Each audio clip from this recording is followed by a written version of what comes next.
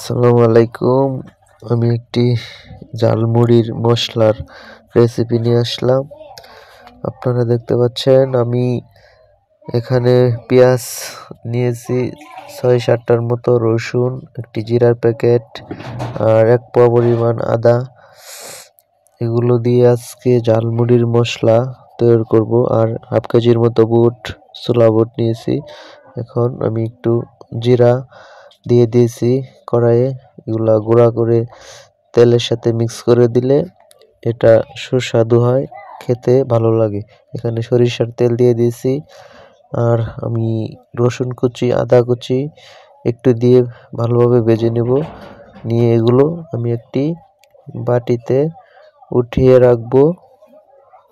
তো একটু ভাজা লাল লাল হলে হবে। এখন উঠিয়ে রাখবো, হয়ে গেছে।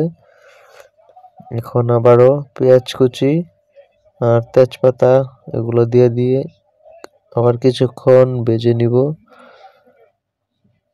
হালকা একটু লাল লাল হলে আবারও আমি নামিয়ে নিব, ভাজা শেষ।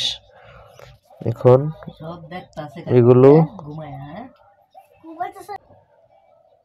উঠিয়ে রাখলাম। আবারও সবগুলো উপকরণ ভেজে নেওয়ার পরে একসাথে মিক্স করে আরেকটু ভেজে নিব। আমার কালারটা সফট হয়েছে, নামিয়ে নিয়েছি। এখন একটি কাচের জারে এটাকে সংরক্ষণ করব টানা 3 মাস। কোনো পানি ব্যবহার করা হয় না এতে। তো আপনারা চাইলে এগুলো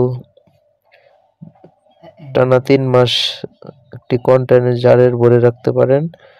খেতে খুব সুস্বাদু। এতে আমি সরিষার তেল ব্যবহার করেছি 1 পোয়ার মতন, বেশি দেইনি, পরে লাগলে অ্যাড করা যাবে। এখন এটা আমি ভরে নিচ্ছি একটা কন্টেনারে। বাকি অংশটুকু তেল আমি নিয়ে নিচ্ছি, কারণ তেলটা অনেক সুস্বাদু হয়। তো আজকের রেসিপি এ পর্যন্ত। পরবর্তী রেসিপি নিয়ে আবার আসবো।